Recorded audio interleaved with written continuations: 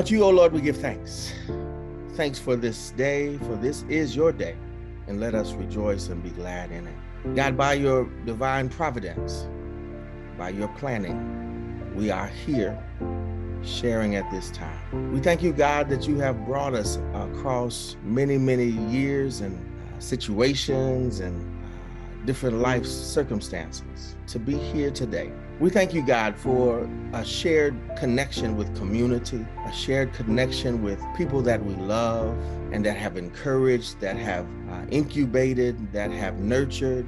And we say thank you for Lansing, Michigan. We say thank you for this project that, God, you, through Steve, would show something, would inspire something, would do something that would mark this place in history, that would give some enlightenment on where we were and what we were doing at a particular time. I pray, God, as Dr. John Henry Clark said, history is a time clock and a compass. It shows us where we were, but also where we're going. So I pray that, God, we would, by your Spirit, be guided into whatever future, whatever destiny, by your grace, to take this everyday life, the eating, the drinking, the living, the loving, the sadness, the goodness, the tenderness, the bad time, that we would, by your grace, make it a better place than we left it.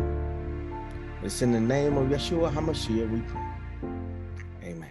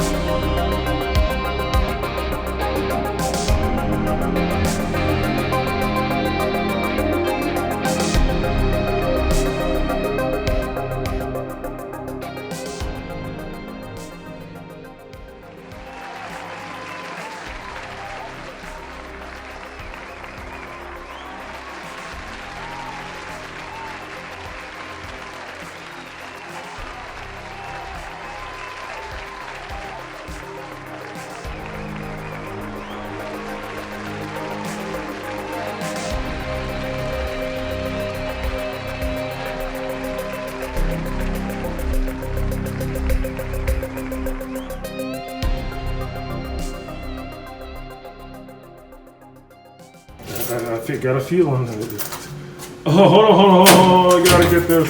Yeah. I confused you.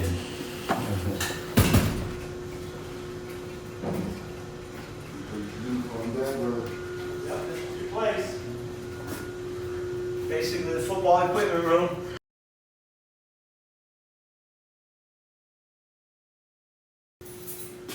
They do a really good job keeping it nice and clean.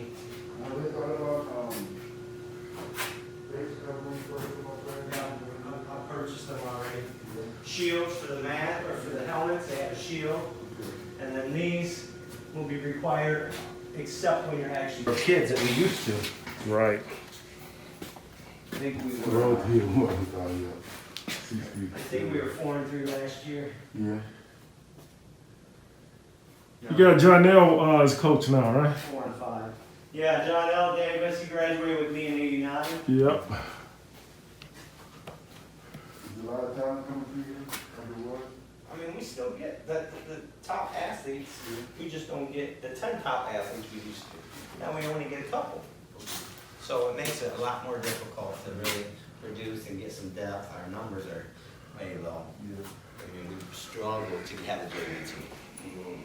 And we might, it's tough this year, man. It's just the numbers, our enrollment is down. When we were here, there was 2,000 plus. Yeah. Now we're, about 800 9th through 12th graders.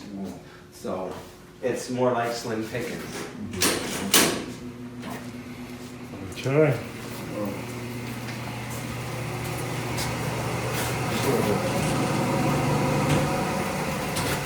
And again, when they did renovations, this was one other area that they renovated. They built bigger, they took some of the lockers out, and they built a bigger stall and bathroom. But everything else essentially the same when you guys were here. Okay. The showers, the locker room, the freshman and sub-varsity locker rooms, and then this.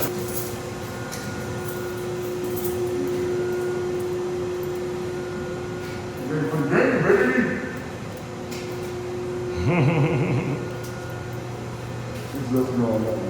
And again, this used to be, Steve, the phys ed office where the gym teachers would come and wait for the kids to, and quite a few years back, I converted it to a football coach's office. Wow. You utilize it much more than the gym teachers, so Yes, you did. just make sure you mute allow it. So. I will. That's You're going to be hearing stuff so people might not want to hear. Exactly.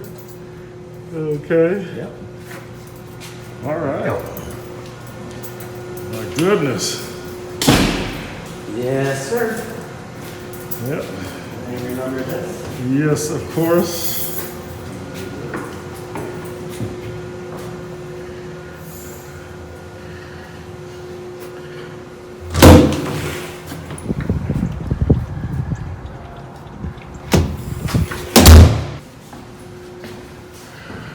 And then the athletic director's offices, and they're still as they used to be.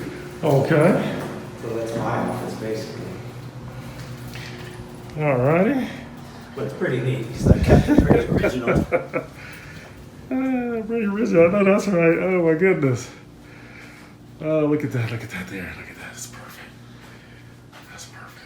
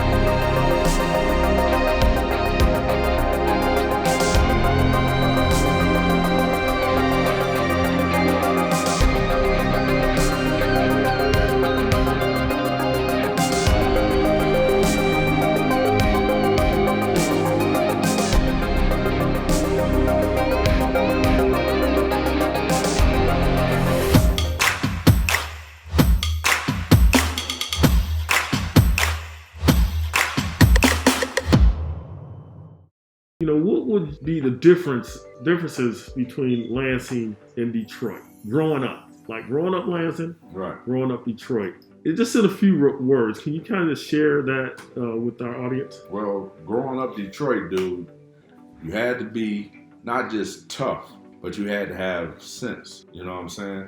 When I got to Lansing, dude, it was like a candy store. Somebody done left open. You know what I'm saying? I could just go in there and get whatever candy I want. And that's how it was, you know? I mean, I come out, my neighbors across the street, everybody got basketball rim. Everybody leaving their garage doors open. Everybody leaving their front doors open. I'm like, dude, this got to be a joke. You know what I'm saying? My uncle went to Central High School. I used to go up there to the weight room with him when he went there to lift weights. Mm-hmm. You know, when I get to Sexton, dude, we got leg presses, we got Nautilus machines, we got all the steel plates you want. You know what I'm saying? Yeah. Right. So yeah, man, it was great. It was great, man. Just you know, lifelong friendships. We made lifelong friendships. I think because of it being, you didn't think of it as a small town, but it was a small town. It had the small town appeal where, you know, people would look out for you. If, you know, you at somebody's house, they offer you some food, you know, or the water hose when you're outside. So to me, it was just a wonderful, wonderful environment to grow up in. You know, as long as you made it home by the street lights, you know, or at least be heard, you know. But because we had to park across the street, you know, we could be across the street in the summertime, 10, 11 o'clock. We was playing basketball, you know. It was back then, you know, you learned how to fight on the basketball court and fight fair. And then play basketball.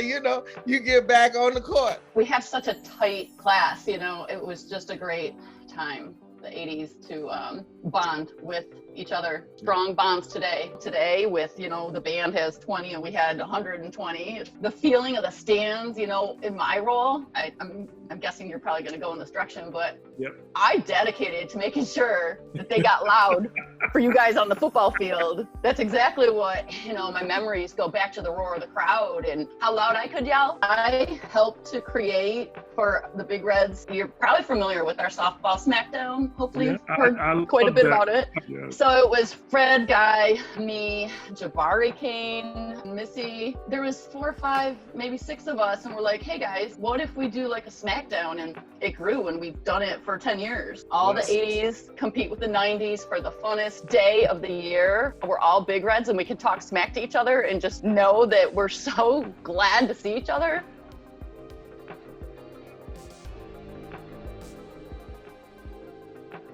Everybody, the coaches, the administration, yeah, just you can't put a price on how we grew up with, that's for sure. And it's just, again, so hard to explain. And a lot of people didn't go to Sexton because of that. They didn't really want the competition to have to fight for a position. Didn't want to compete. Didn't want to have to compete. They wanted to go and be the man at whatever school they went to. Like when I was at Dwight Rich, our running back was Bruner. Okay. You know, and he ended up going to Grand Ledge. He ended up going to Grand Ledge, yeah. I got to Lansing to Grand Ledge. Yeah. You know what I'm saying? Steve Bruner. Steve Bruner. Yeah. Right. He was a big punishing back. He was a James Moore type. Yeah. You know what I'm saying? Yeah. So he already knew going to Sexton, when Reese was coming to Sexton, you know, he wasn't going to be the tailback. You know, this is what he figured, you know, but. Which is understandable. Yeah. Maurice was a beast. Yeah, definitely. I'd say from 82 to 89, there was no school in the Lansing area that had the talent we had. Well, at the same time, our women's track team was excelling. So all of that, I mean, all of that stuff certainly helped to inspire me. But and then just being supportive, you know, we were very proud of our school and proud of our sports team. So my older brother was playing football at the time. So you know, I'd be out there at the games with my parents. My parents were at every track meet for me. That's where I was zoned to. My sister went there. The basketball was good back then. I mean, even back then, you know, I mean, because I used to go to the games. My sister was a cheerleader, my older sister. And so I used to go to the basketball games. So, you know, I used to see like Lonnie Clemens and crazy. So it was jam-packed. Everybody was lined up across the roof of Fisher Body and everything. Yes. And you guys was out there, crowd roaring, band going, everything. Man, it jumped me. I'm telling you, I was hooked from that point. I told my dad that day, I said, I'm going to play on that field and folks are going to be cheering for me, just like they cheering for my brother out there. I said, I said it point blank. If he was here today, God rest his soul, he'd tell you, yep, that's exactly what he said. That was the day. Yep. I was hooked. I was like, I'm going to Sexton. I don't care where we live. I don't care what we're doing. Whatever it is, I'm going to this school. I dug the colors and I was like, yeah, I'm all in. I'm all in for JW Sexton from that point right there. It was on. I got a little older and then really started getting into the history of the school. I mean, even like Washington's and all the rest of that stuff. I mean, man, we got legends in this. I mean, man, we got legends in this city, man, that just came up. And also Sexton. I was really close to that line, but was always intent to be Big Red. My mom went to Everett, in the Lansing area, and but she always wanted to be a Big Red. But doesn't everybody? I mean, come on. Going anywhere else, because just the way we had athletes, not just basketball players. Yeah. Basketball players played football. Football players played basketball. Probably everybody ran track, no matter what size you are, because track is a social sport, and just it doesn't matter. I mean, I didn't realize how. Asked Raph by like Tim Stout, why is your team so successful, right? And he said, these kids hang out together, they eat together, they play together, they're together. I can't put a price on the cultural diversity that we grew up with. I work in Meridian Township right now. I coach in Hazlet Middle School. There's not a whole lot of diversity there. I just really wish that people could grow up the way we grew up. Just one big family, and didn't matter what side of the street you lived on, didn't matter what elementary you went to, but when we all came together, at J-Dubs, it was just one big family. Sexton family that just kind of wrapped its arms around me and everybody else. I think they would attest to that, and man, they just embraced me and pushed for excellence. It was just atmosphere, like you said. There was nothing like it. For all the people who are class of 87 that went to other schools, they never got the experience that we got. No. From the passion and the spirit and the love that everybody had for Sexton, it was rowdy. There was spice. I mean, it was a mixture of so much. Yeah. But at the end of the day, we still had love for the school. Yeah. We had respect for the school. We had pride in the schools, because you could go to any basketball game, not just in Lansing, but within the entire CAC, and not see a home crowd like ours. You know what I mean? We had chants. You know what I mean? We were loud. I mean, there was nothing like it. Getting better. And just to see the commitment that the athletes have, whether you're a basketball player, how committed you were to basketball, whether you're a football player, you played both football and basketball, how committed you were to that. If you were a track, how committed you were to that. If you played baseball, wrestling, swimming, people who, whatever sport they played, they were committed to, and they had a love for it, they had a respect for it. And I don't think that there was any school in Lansing that had that type of commitment, where the students not only had love for their school, had respect for their school, had school spirit, school pride, but were committed to whatever they were doing. If our band, there would be people who I knew who would just come to football game just to see the band. Yeah, exactly. And Everett didn't have a band like that. Eastern didn't have a band like that. You know what I mean? I don't know about his. Playing in the warm-ups, having that band play, you can't. Gives me the chills right now just thinking about it. Yeah. Man, that band can rock. Yeah. The fight song to the drum beats wasn't better. Nothing better. And again, I had the best seats in the house. And when I was little, I don't know if you even remember, but we had a thing. It was called the Drop-In Center. It was over there on Kalamazoo, Butler, I think, right over there, if I'm not mistaken. It was called the Drop-In Center. And we used to go around there when we were little jits, when we was little. But then, from there, like I said, we was fortunate. We lived across from Michigan Avenue School, which was a big old basketball court, big old school. Then they had a big old field for where we played football. It was almost man, it was almost a real football field. And so we played there, but most of our influences over on the west side, man, because we were single parents, like, because my dad died when I was when I was like 7. So it was single parents, man, and our community, man, our neighbors raised us, man, like everybody knew everybody. Like, like I say, Daryl Smith, his mother, man, I used to be back there hooping. They would be down in Alabama, and she would let me come over there in their backyard and play. And then, if we got in trouble, they would chastise us and then tell our mamas. It was just big family over there, man. We was raised by that. And then once they built Kingsley, that was our next big step for the west side, because we didn't have anything over here. So we had the drop-in center, but then they closed that down. So then we just, played in the streets or at Michigan Avenue. But then after that, they opened up Kingsley Community Center. And that was the best thing in the world for the west side, because we all went over there, man. And they had arts and crafts. They had basketball, foosball. They had a room just for you to study for school. I mean, it was the perfect thing for the west side. It was something that we needed, man. And it was a beautiful thing. Growing up during that time, I didn't come from a rich family. People I knew didn't come from a rich family. So if there were opportunities to get free meals, breakfast and lunch, we took advantage of it. Absolutely. And, there was no shame in our game. It was free breakfast, it was free lunch. We were up there. And then to have other opportunities to play sports, which, we all like to do, we took advantage of those. And then with the formation of having leagues and you have organized competition, that's something that we definitely, look forward to. And rec leagues, because we were part of the summer league program, and I think it was mainly geared towards food and nutrition. Yeah. Because we would go there for breakfast and for lunch, and they had other activities that people could be involved in, and one of the activities was sports. Okay. So of course, me and my friends, we all played sports, and the main sport then was basketball. I think they had like softball, baseball, and soccer. And then this was summer. Yeah, this was during the summer. So I don't remember the exact year it was, but it was early. Trinity A&M Church, which is funny. That's when I met Ernie Boone.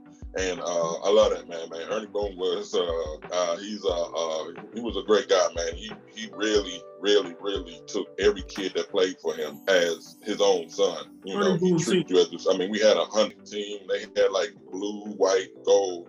And one day I was playing and I was better than a lot of people. And he was like, man, I didn't know you were that good. You're just little. And I was like, yeah, because I used to just get all the steals. Every time somebody I was stealing. And then I brought Kerry Simmons. And then I was like, me and him got to be on the same team. He was like, okay. And me and Kerry was killing everybody. And then Kerry went his way with Cavazza.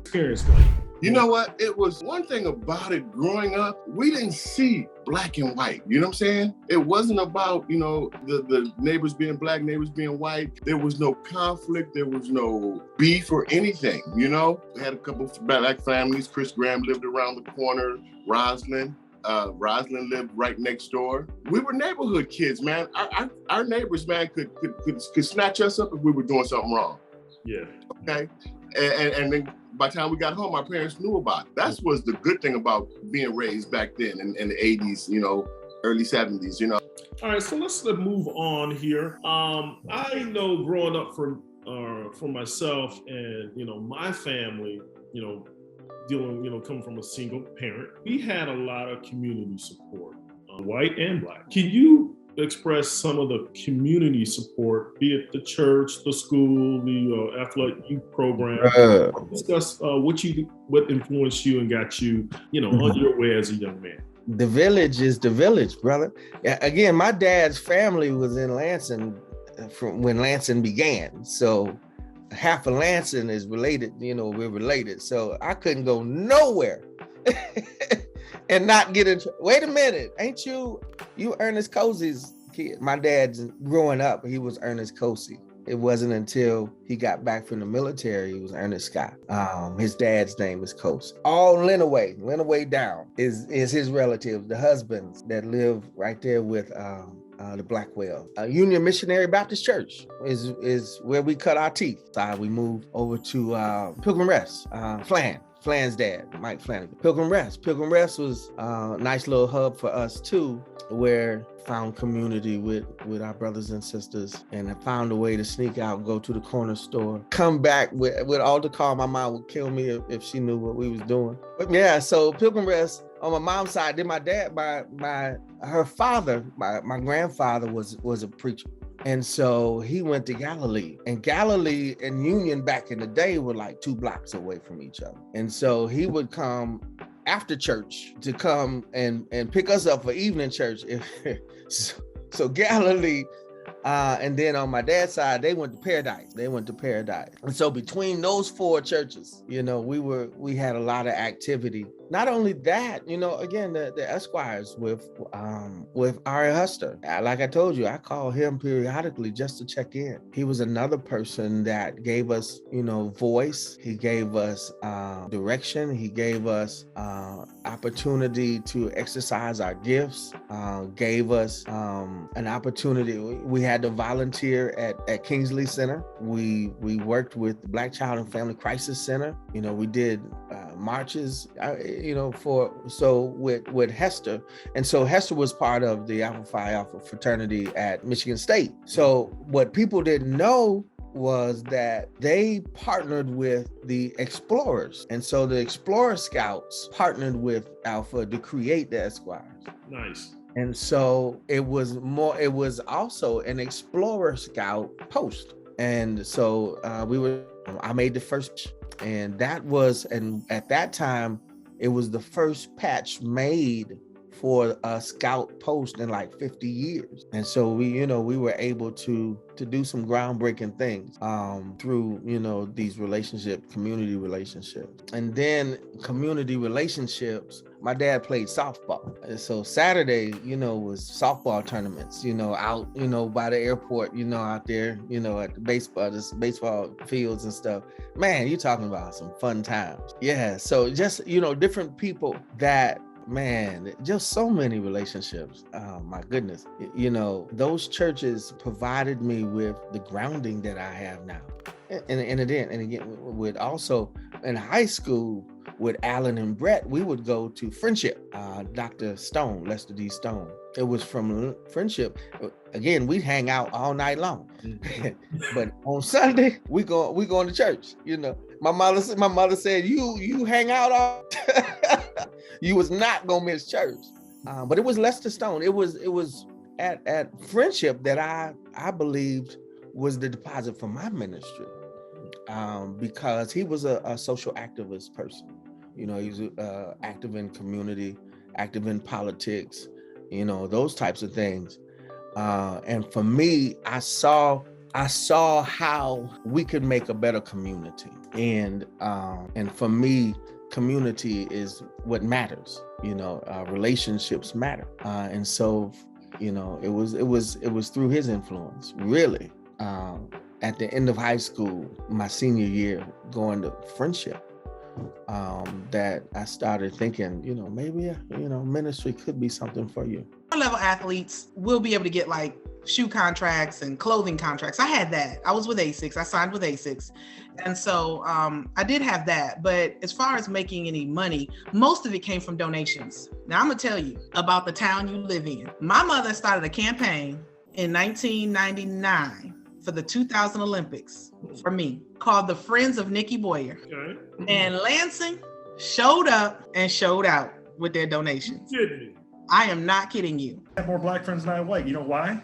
Because, look, I'm just gonna be honest. Sometimes white people, they just don't get it. They're a little entitled and they think they're this, that, or the other and better than somebody else, and you're not. When you get to a point in your life where you understand that you're no better than anybody else, you put your pants on just like they do. The people who are close to me, don't let the white skin fool you. and so it's, you know, you're no different than anybody else. I mean, we all have struggle and we need to respect that. So yeah, he worked for Michigan Bell, and we were just a one-income family. He worked a lot of overtime for us to do a lot of the things we did. And, you know, they did their best, without a doubt. I really didn't see it because I didn't think that way. So I don't pay attention to this. I believe it's out there. I believe that there are people who are inherently racist. I've done several presentations at several national conferences about unconscious bias. at Sexton in the 10th grade. How was that? Yeah, I think once I got to Sexton, well, let's go back. I had been familiar with Sexton, right? So I would always go up there with my aunt. So I knew the building, I knew the locker room. I was familiar with the building before I came.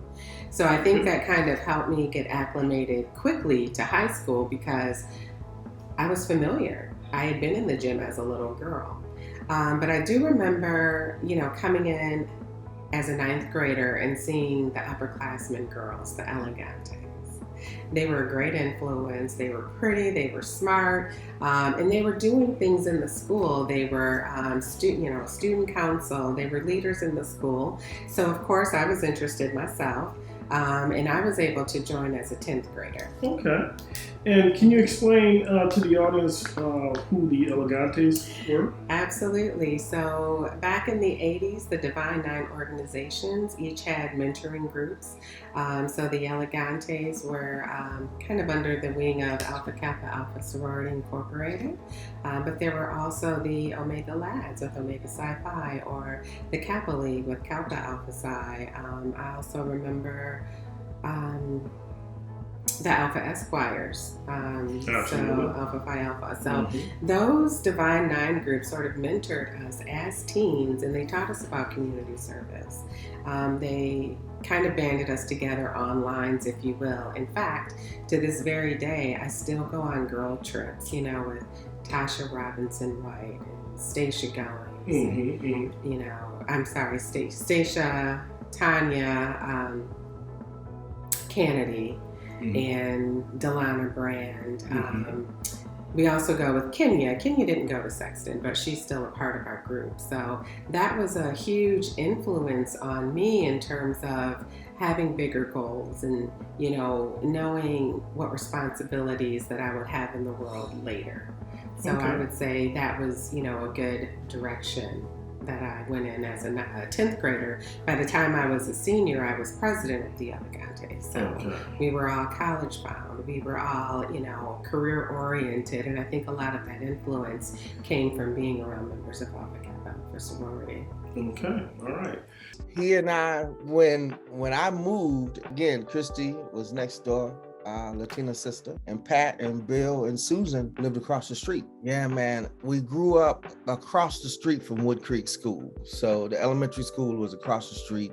We grew up across the street from a basketball court, park, open field where you played football all the time. Next door to me was Christy Salinas. Across the street was Pat Morris. Let's see, down the street was Krista Abdul and her family. Man, I mean, like I said, told you earlier, it's an incubator, bro. The South Side for me was an exercise in diversity. It was where we learned about, everybody, hanging out with a diverse group of people. Kev Shane about 3 blocks away. So, Kev Shane and I, that's my big brother, Ty Rush, so Lewis Calvin. I mean, just the names, bro, just Clarence Woods, Sheldon Williams. We just all played together, Steve Jackson. So we all in school, we're all just there together, man. It was an exercise in diversity, learning how to relate to one another. It was so much fun. You get on your bike, man, and just travel the neighborhood. We had our neighborhood bike gang, put our little cards, with the what do you call it? The clothespin with the card on your bike. And has never even talked to a person of color before he got to college. And I'm just like, it just blew me away. But on the other hand, some of my college roommates were deer hunters. I never saw a deer until I got to college. So I'd rather go the direction than I had. I wanted to hang out with my friends.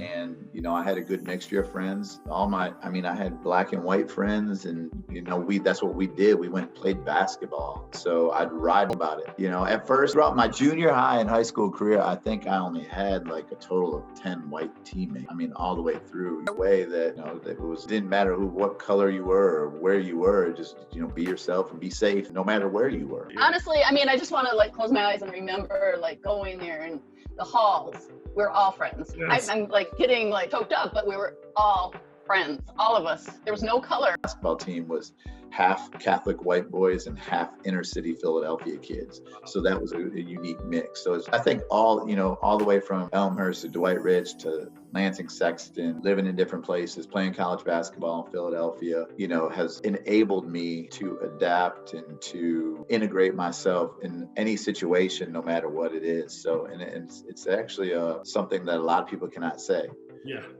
I'm thankful for that. Kind of racial incidents I had, and one of them that happened was really I was taunting somebody, and they knew that that's the big bomb that they could throw was the N-word, and that was in elementary school. But I have to own as much of that culpability because I was teasing her. And there was a boy who lived across the street from Dee Dee, older brother of one of our peers, and every time I would ride my bike past, he would say, "There's the girl with the neat suntan." And again, I was so naive and so young, like I didn't even get it for years. Like he was doing a little dig, Yeah. And then we also were told, certain surrounding streets had more, intolerant people.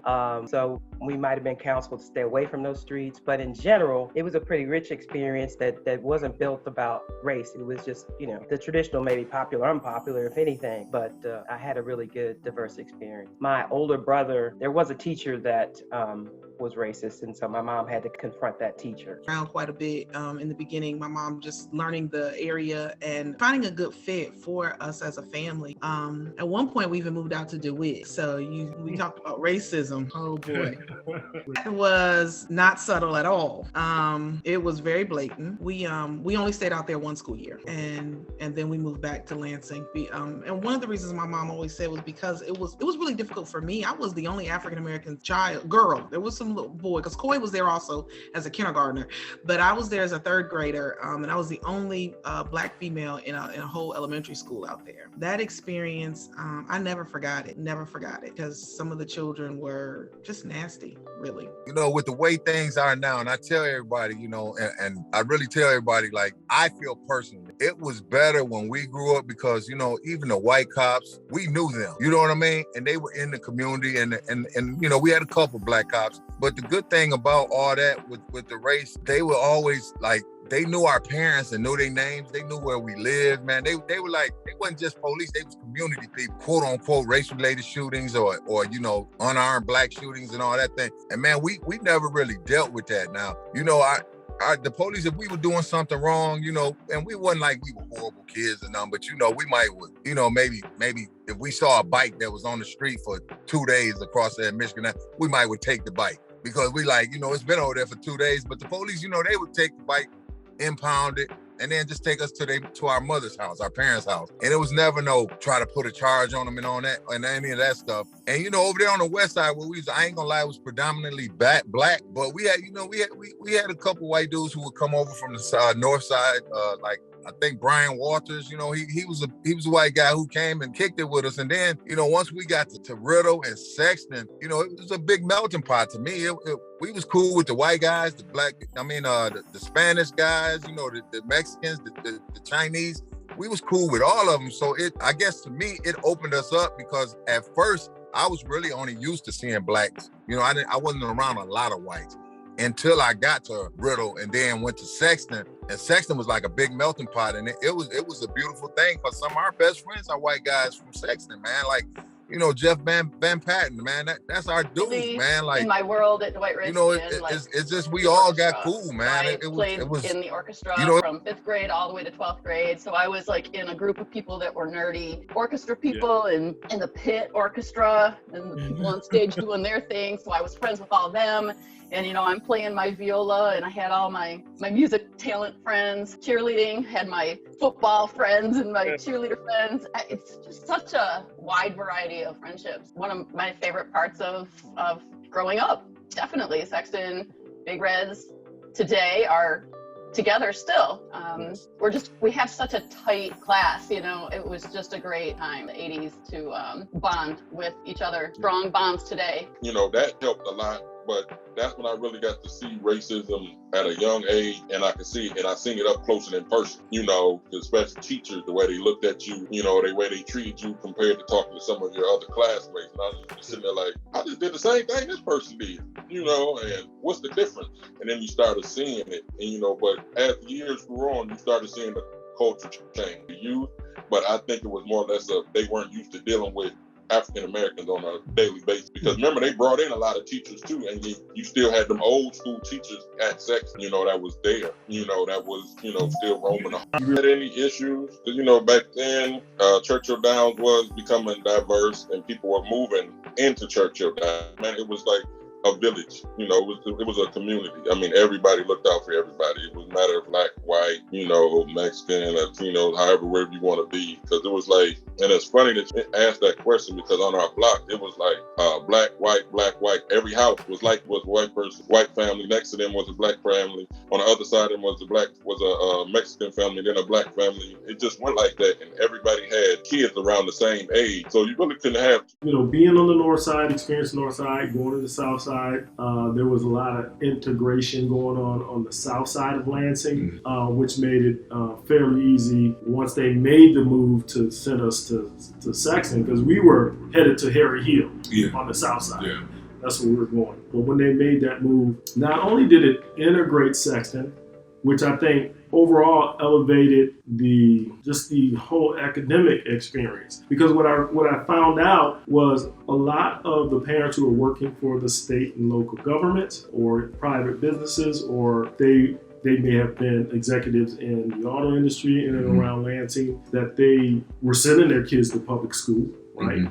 And they chose to send them to Sexton. And I thought that was just by doing that, and then being able to get kids from your neighborhood on the north side, kids from my neighborhood south side, and then the west side kids who were there, I just feel like that really put Lansing Sexton over the top on a number of levels in that era, but specifically athletically. We knew of Sexton, but we were Harry Hill Panthers. Yeah. We were ready to go to Harry Hill with that orange and black. As far as them closing it, we were disappointed. Yeah. We were kind of too young to understand the reasons why. It's the newest school in the city, and I don't understand why they closed it. I didn't get that. But they did. They sent us, to the other side of town. Yeah, we would, like I said, we would come in, in the gym and always clowning Lonnie and Daryl Martin and all those guys like, we're gonna come in, we taking over. We're gonna take you guys over and everything. And then, when the school closed and everything got divided, all my brothers went to Sexton. James and I were talking about the borderline stopped at my house, and everybody at my house in Stillwell stopped at Jerry. Ronald, yeah, because stopped at Ronald. So everybody, because James lived on Jerry, and everybody in Ronald, we went to Everett. Okay, speaking of the busing to the different schools, I'm pretty sure that was in response to the boundaries being changed. Yep. They changed the boundaries twice. Yep. So that second time they changed it is, of course, when Hill closed, and then they sent the south side to the Dub. How do you feel about that? I know you have great relationships with your boys, which these bonds that that's gonna last forever. But how did you guys, the West Siders, feel about the Southsiders integrating into your school community and the athletics? It's funny because, in the beginning, we really didn't mess with the Southside cats, you know what I'm saying? And because we always felt, the West Side, we was the rough cats, and we always felt them was the pretty rich boys over there. But once they came and we all got cool, we really didn't look at all that, but we didn't care about that. Even the females from over there, we all just got cool with everybody. Basically we all became just a big family, man. It was just nothing but love. Changed. So he had the map of the boundaries and everything already. And he's like, look at where we're getting all the South Side guys, most of the Harry Hill guys. Yes, because it was my first year of varsity. And I'm looking at what they did, 0-9. Learned how to run the rock basically from him, watching him. Okay. He was a hard-nosed runner, and then run from a hit. Rosecrans, Jerry Milton, Lonnie Clemens, Ron Red, Monty Pride, the Pride brothers. So you got Andre Truss, Mark Brandon, me, and Fred King and Ricky Brown playing JV. Wow. And that's why I was a big fan of Jesse Jackson at that time, because that period from like the mid 80s to the early 90s, Jesse was like the soothsayer. Like he could predict what was going to happen, and then he could come in and close the deal and get demands met, you know. And of course, to have a black man run for president a few years later. But yeah, it was pretty cool that Jesse came to our high school. There was leave that pathway to bring Jesse in, if I remember right, and then having Dr. Carnegie, I mean, probably opened the door right away. I was really excited about that. Yes, and that was right. That was ahead of him running for president, you know, a few years later. So crazy about it though. It was a crazy, but everybody in the school was going nuts. Talking, man, they was cleaning. Back then, Mr. Sweets was the janitor. Man, they had us, me and Garfield helped, man. They had us cleaning, sweeping, wiping off the pop machines, and I mean, it was crazy. But I think Jesse Jackson was there. I don't remember that at all. At all. I don't. So what? You had to refresh me. So what? I believe he was campaigning or preparing to run for president, and that's when he was like, "Keep Hope Alive." Yeah, Keep Hope Alive. I remember him campaigning. I remember the Keep Hope Alive, but I don't remember vaguely an assembly. Okay. Yeah. Absolutely. It was in the auditorium. Very cool experience. You know, they locked down the school some years ago. Yeah, I missed that. Whole. Maybe I'll remember later on. Yeah. It's okay. If you do, just give me a call. 39 years ago. Right? Yeah. Exactly. Yeah. I was doing security for them too. Oh, you doing security for them? Oh yeah. I hung out with Rodney, Bobby, Ricky, and Mike. You know what I'm saying? Remember hearing them and immediately picking up the album and singing every lyric, every word, and doing the moves and the whole nine. So, but I don't think I got to go to the New Edition thing because my parents would not let me go to concerts and. Okay. On that 8th grade trip to Cedar Point because I was up at Sexton trying to see New Edition and I didn't go to school. Okay. So my punishment was not being able to go on the 8th grade Cedar Point trip.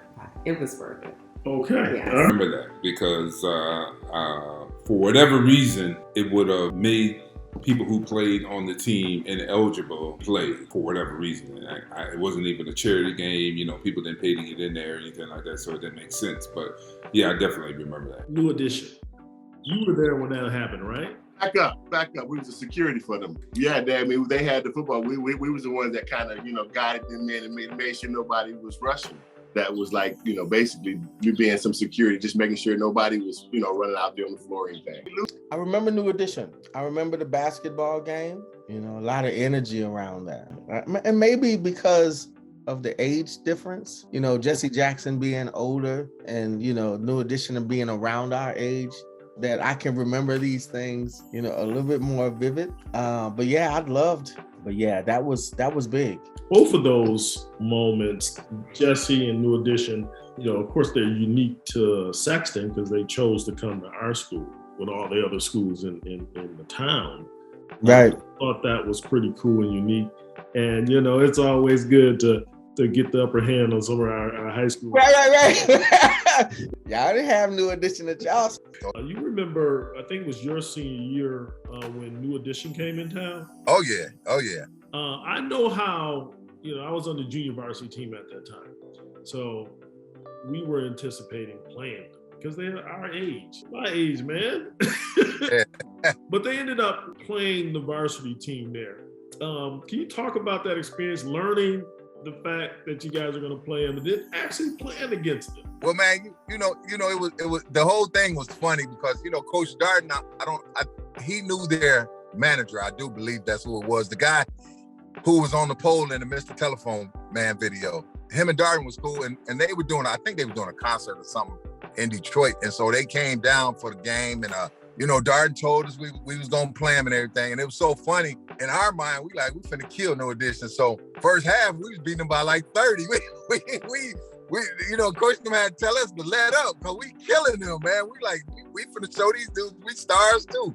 And so it was funny. The second half, Coach Darden switched like me and Garfield to their team, and he kind of told BB and Steve and all these guys to, okay, kind of take it easy and let us come back a little bit. So it was so funny. We came back, and then it was just ironic. It gets down to the last 5 seconds, and it was a tie game. And I think Garfield threw the ball to Ronnie and I think we won like 52 to 50 or so, or maybe it was 72 to 70. I can't remember. It was crazy, but man, and it was so funny because after the game, because you know it was a Kango Kid, you know, UTFO was there along with New Edition. So on the court, I was kicking it with me and Garfield was talking with, you know, Ronnie and Bobby. And I mean, I'm sorry, Bobby and Ralph. And so we got cool, and it was ironic. They invited us back to the hotel after the game. So we went out there and hung out with them, with Ronnie and Ronnie, Ralph, and Bobby, and UTFO after the game.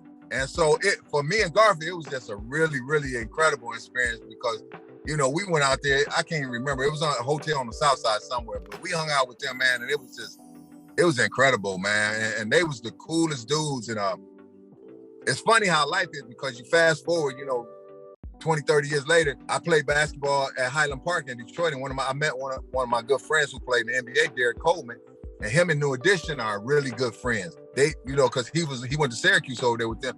So when I see them now, I always talk about the game, and they be like, "Yeah, man, we went to Sexton. Remember Ronnie hit that shot on the buzzer, man?" And okay, my sister went to Sexton before me, and when she was there, she was fighting. They was fighting every day. Yeah, they had to fight the big riot fight. The principal was under the desk, and then Carnegie came. Man, Carnegie have them running, boy. Carnegie didn't play. Dr. Carnegie did not play. I know what I can understand what you're saying with Raph and them in Lansing. And then all the other schools, outer schools, were white. Like I said, the day Carnegie hit the ground, wow, it changed. Wow. And that was my first year. I couldn't do none of that Sexton. It was cleaned up. Yeah, he did. You know, he did. Always was cleaned up. Everything. He didn't play. And he knew you. He knew your parents. Yeah. He knew everybody. He was active. There you go. I think he was one of the greatest men in the Lansing area, and I think he should get way more props than he does. Reputation in the Lansing area, and he turned it around, and he made us like the Cosbys. Yes, he did. They loved Dr. Carnegie. Like, he had a complete opposite experience with Dr. Carnegie. He was more connected to the students. He was cooler with the students. Like, it was just night and day from what we lived when we were at Sexton. To Sexton, at the time when we were going there, well, let's say before we got there, there was, I believe Ed Majeski was the principal, and then he had retired. They hired Dr. Carnegie. Can you just kind of share with the audience, how would you rate his leadership at Sexton at the time? Well, freshman year, I wasn't known. I was just another freshman. Sophomore year, I was known as an up-and-comer, because I played JV. Did well in JV, so I really didn't have a relationship. Now, junior year, he began to speak to me because, my name was in the paper, pictures in the paper and all that, so he, like, okay, I know who that is. That's so-and-so. You're right. So we had a relationship that way. Senior year, I made mistakes. I felt he could have been more, I wouldn't say supportive, doing me any favors type supportive. Mm. I think he could have done the right thing in certain situations because, like I said, I didn't have to miss out the rest of the season football because they were doing it week to week. Okay. I didn't have to miss out the first half of the basketball season, but he didn't stop it. Okay. You know what I mean? And he could have stopped them from doing that. He didn't. No, still think he was elitist. Still, socially distant from us. For me, again, going back to those years, I wondered how I could get, R.L. Hester worked for the city in the EOC, and how you can get an R.L. Hester who, could relate to us as Black men, could hear our stories, talk to us and be in relationship. And then you got this brother, I don't even think he had Black friends. I was like, who is this person and why he treating us like we the scum of the earth, man. I just didn't, I couldn't see the connect, and going back over it, I was like, bro, he was trying to do the best he could do. Yeah. With what he had. So, I can't excoriate the man for, trying to make a living with 1,000 kids running around, being what we were bad. Look, 1,000 Orlandos. Oh my gosh. Oh my. I'm surprised that brother even had hair when we met him, Because I'd be here rubbing my hair out, But yeah, I think for me, it was more along the lines of, as a Black man, I thought that there should have been some more interaction or, conversation, or understanding, He was distant. He was a distant brother. And I just, again, I did not like him. You live around the corner. Yeah, that's loud for you. No, I'm not. I'm going to Cali Central, Like, no, you're not. He said, no, you're not. No. Come to Sexton. So it's so funny, man, because we have got to start summer workouts. Mm-hmm. So I didn't want to go, but my dad's like, you got to go start meeting the players and coaches. So I go in, I'm locking my bike up, and I turn around and I see this big, huge mountain of a guy. Okay. And it was Jonathan Staten.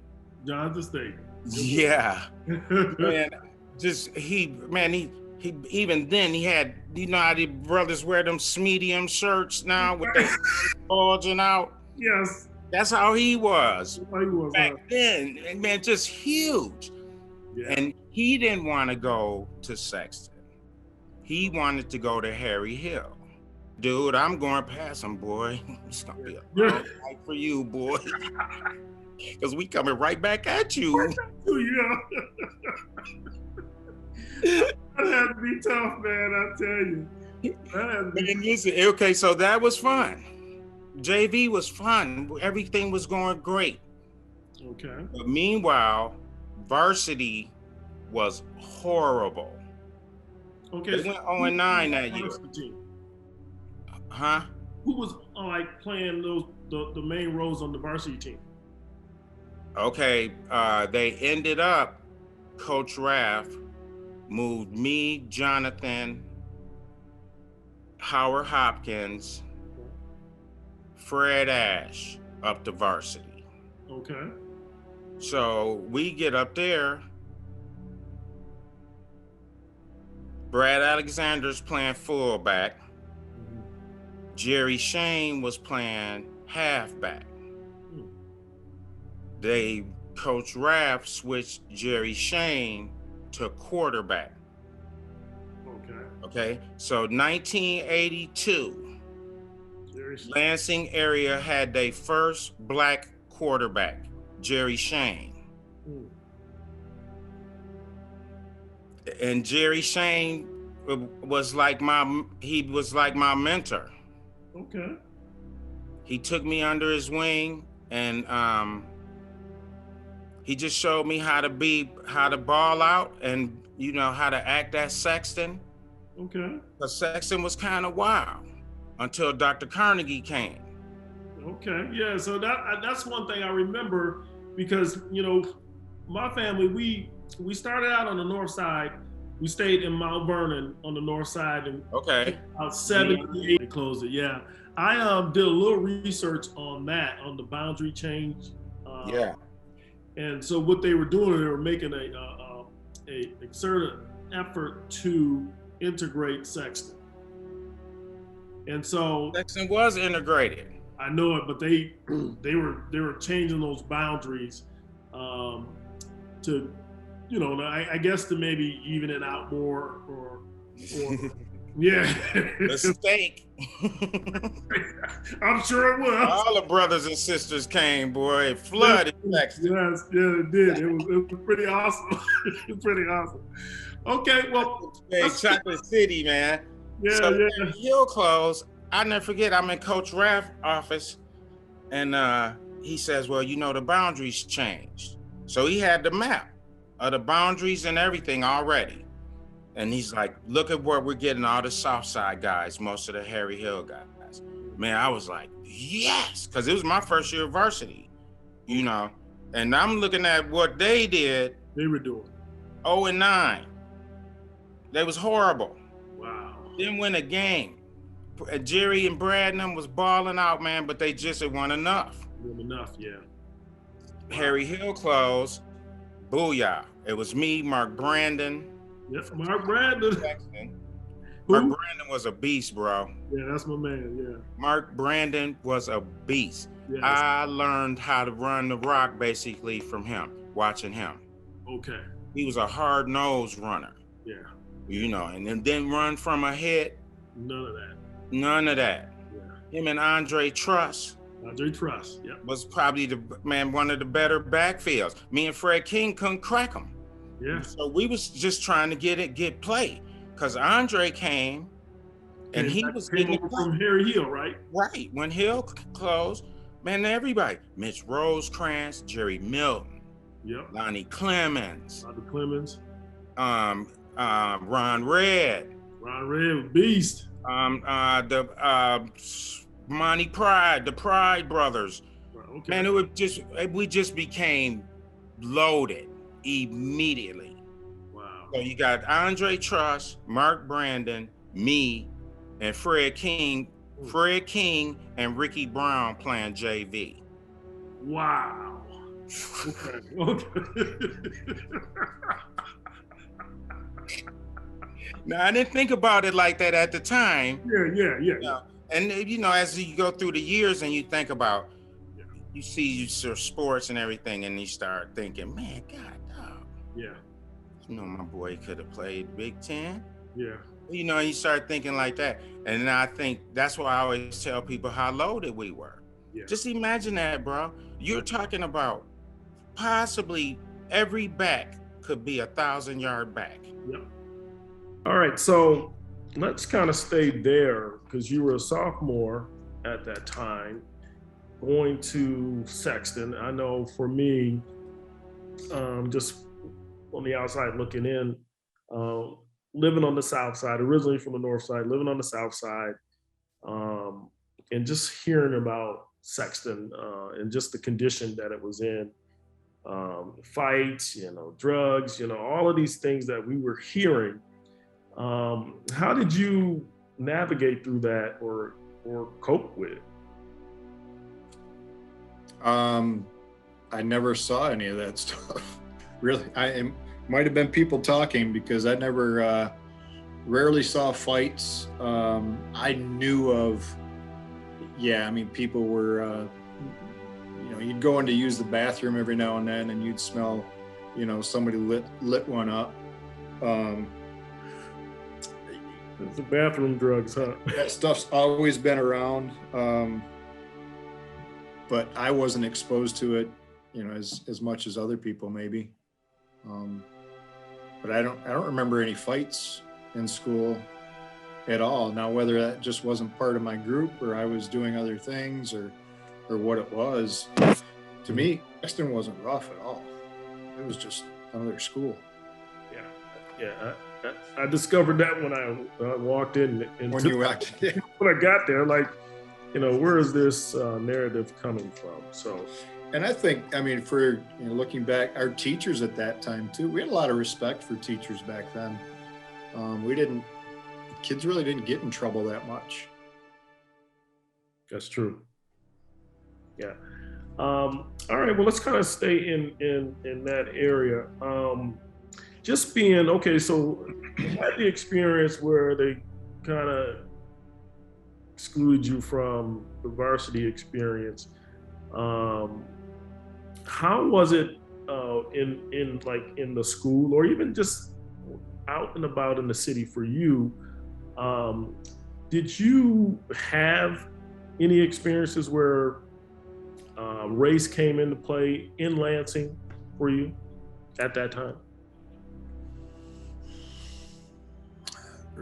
Race really was never an issue. I went to school in Lansing through my elementary, junior high, everything. So it was Lansing was a melting pot, and I had black friends, white friends, Mexican friends, black teachers, white teachers. So it really wasn't talked about either. I mean, we didn't talk about race. It was, here's a friend, this is a friend. That was pretty much it. It's been really, and especially with sports. I mean, when you're playing sports, they're your brothers. I mean, you're hanging out with them, you're talking BS, you're playing practical jokes on each other. And so, yeah, you're just hanging out, having fun. You never really thought about it like that. It's funny too, which I don't understand. I've had, through the years, I've had a lot of people comment on, oh, you went to Sexton? Wasn't that really dark? And wasn't that, really scary there? Like, what are you talking about? I have no idea. I mean, it was. Hey, I was hearing the same thing. I mean, the majority of the school were still white Caucasian. I mean, it's not like it was, and it didn't feel like it wasn't Detroit. It wasn't inner city Detroit or Chicago or Baltimore. I mean, it was Lansing, Michigan. I mean, it's a blue collar town, and that's the way pretty much everybody was. We didn't really, I'm trying to think back on, now saying that, I mean, we lived in an upscale neighborhood considered for Lansing. We lived in the Cambridge area over by the Lansing Country Club. Mm-hmm. So, years ago, back even before I lived there, that was one of the premier areas to live. Although even back when my parents went to school, all the houses around Sexton, that was where everyone lived.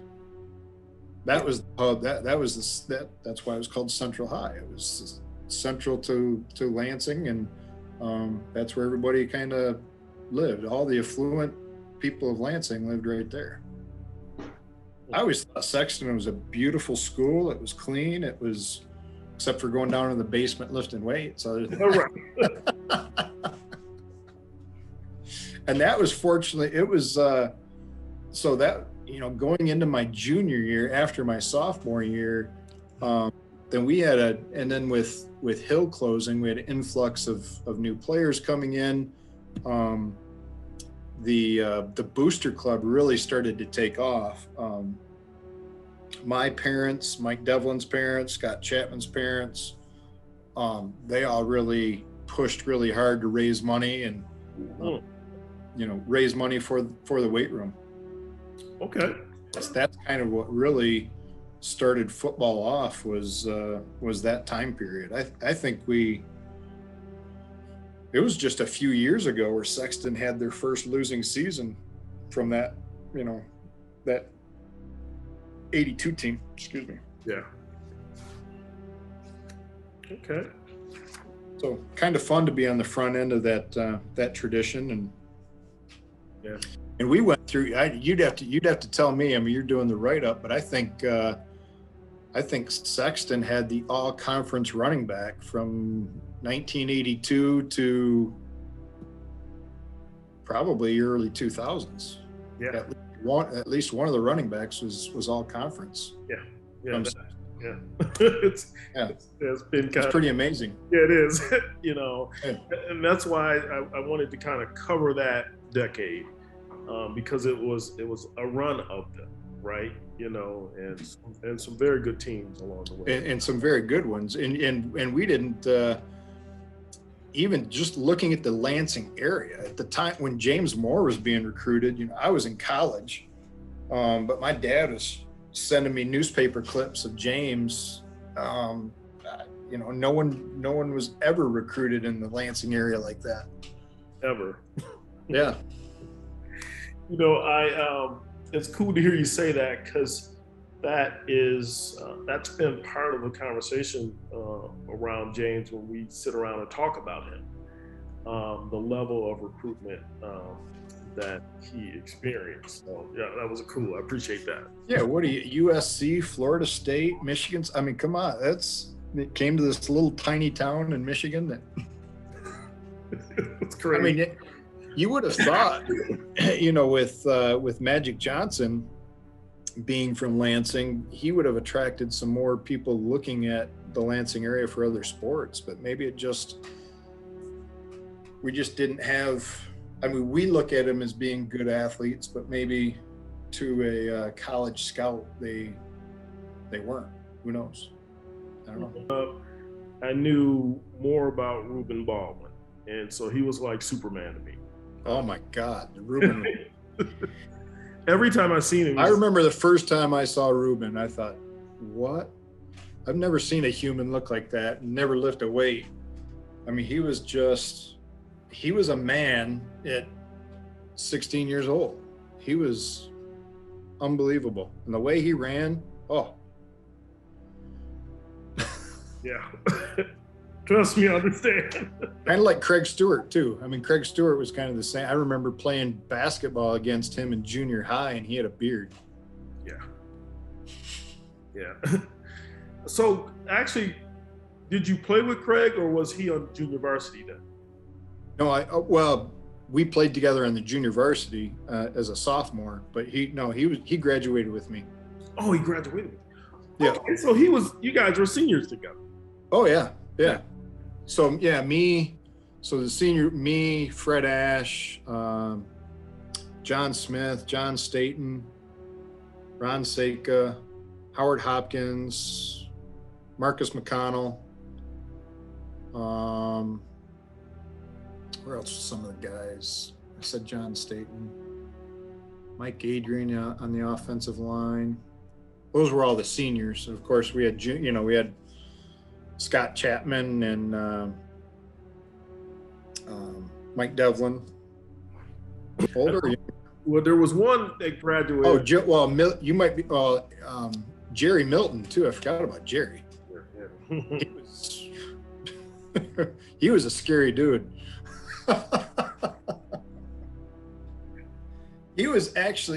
Jerry's a very nice guy. He wouldn't smile much, and he'd scare the crap out of you. Yeah, he's all those brothers are different personalities, all of them. Yeah. I mean, I got the pleasure of coaching, Paris and Aaron. They're all different. Yeah. Yeah.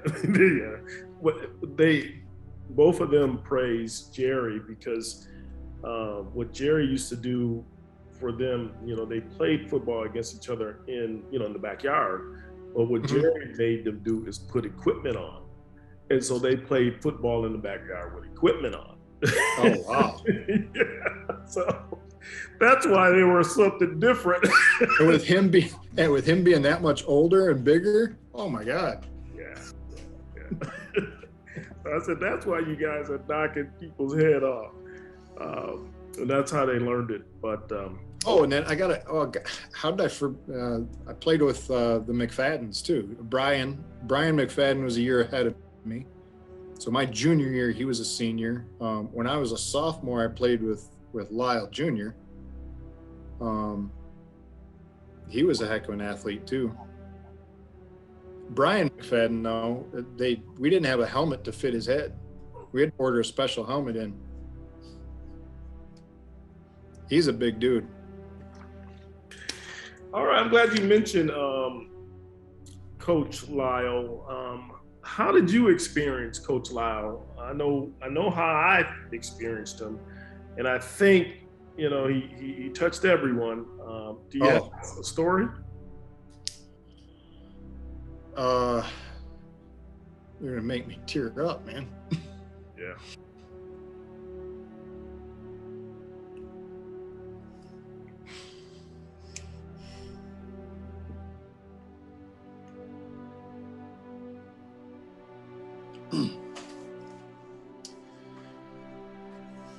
Yeah, Lyle and his family are very special.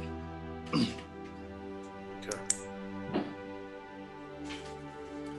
And to be able to play for him and then come back and coach with him was even better. Lyle he was a tremendous man, tremendous human being. He loved everybody, would do anything for anyone. Yeah, he's what everyone aspires to be.